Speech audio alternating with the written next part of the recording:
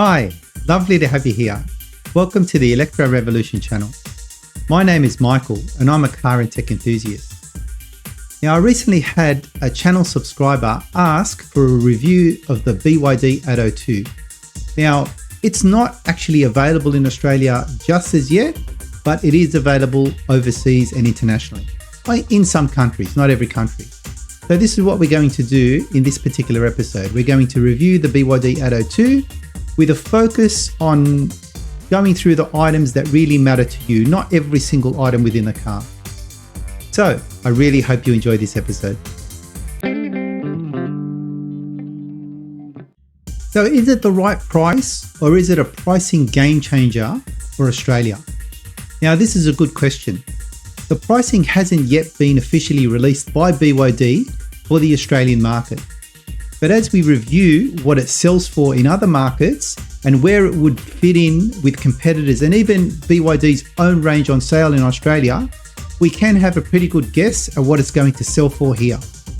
The pricing for the Atto 2 is expected to be cheaper than its biggest sibling, the BYD Atto 3. Now, for context, the Atto 3 starts at $39,990 for the dynamic version before on-road costs. And that pricing alone makes it a pretty good deal for a compact SUV. And just to put that into perspective a little, the new Kia EV3, which is what the Atto 3 competes against, kicks off at $48,990. So the Atto 3 is already a budget-friendly option compared to its competition. And that is still out of budget for many people looking for a cheaper EV. So what about the Atto 2? That's looking to meet the criteria for an even more affordable option, possibly undercutting both of these models. Now, if you're wondering how it stacks up against other EVs, the other competitor is the Hyundai Kona Electric. And in this range, that starts at $54,000 before on-road costs. So if the Atto 2 comes in lower than the Atto 3, it could be a serious contender for the budget-conscious buyers. Now for some more clues on potential pricing, let's take a quick look at China for how much the Atto 2 sells there. In China, the Atto 2 starts at 96,800 yuan, which converts to about $20,835 Australian. That's actually less than the BYD Dolphin hatchback, which goes for 99,800 yuan in China, or roughly $21,480 Australian. So here in Australia, the Dolphin is priced at $29,990 drive away.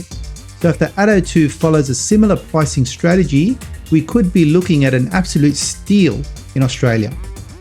Now, of course, pricing in Australia will ultimately depend on the taxes, the insurance, the shipping costs, and the local market factors. But just looking at these numbers tells us that when the sale of the Atto 2 goes off in Australia, it could actually be one of the most affordable EVs on our roads. What do you think about the pricing? Is it accurate, or am I missing something there? Is the price point attractive to you? Please let me know in the comments what you think. Now let's look at its competitors. BYD Atto 2 versus the Kia EV3 versus the Hyundai Kona Electric. Who's going to win the budget SUV battle in Australia? Now, it's aimed at the rivals, including those two cars. For the SUVs, they've accounted for 59.8% of all vehicle sales so far this year in Australia. And that doesn't include the Tesla and the Polestar, because they're reported separately. So we're pitting the upcoming Atto 2 against the heavy hitters like the Kia EV3 and the Hyundai Kona. So first off, let's look at its positioning. The Atto 2 is competing directly with these compact EV rivals.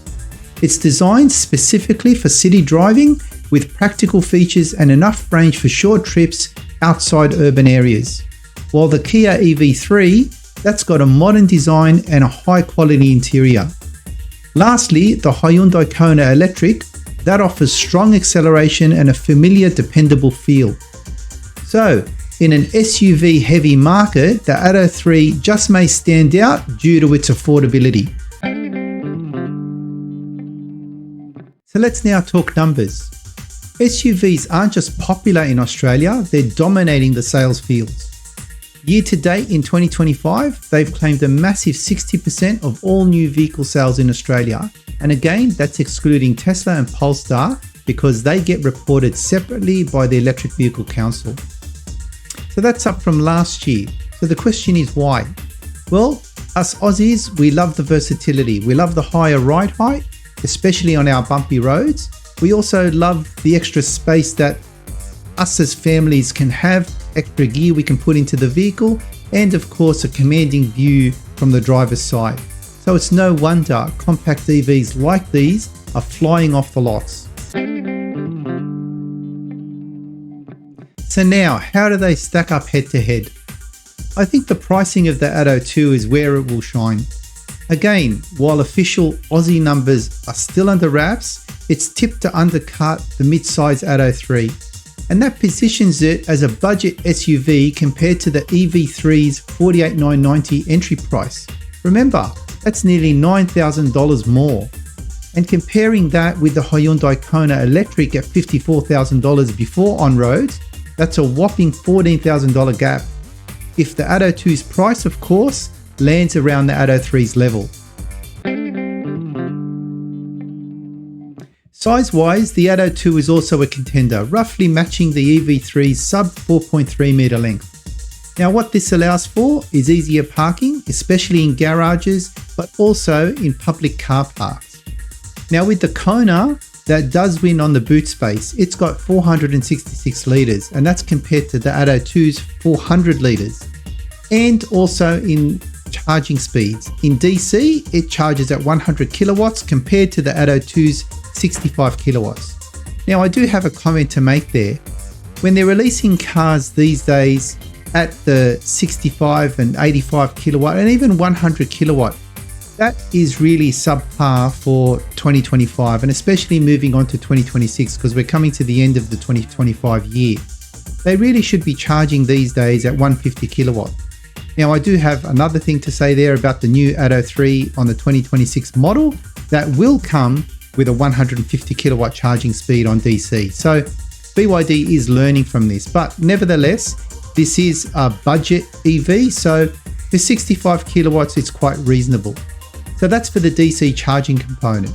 Now for those typically that charge at home on AC, the Kona is fixed on 7 kilowatt single phase, while the Atto 2 will give you 11 kilowatts from a 3-phase supply.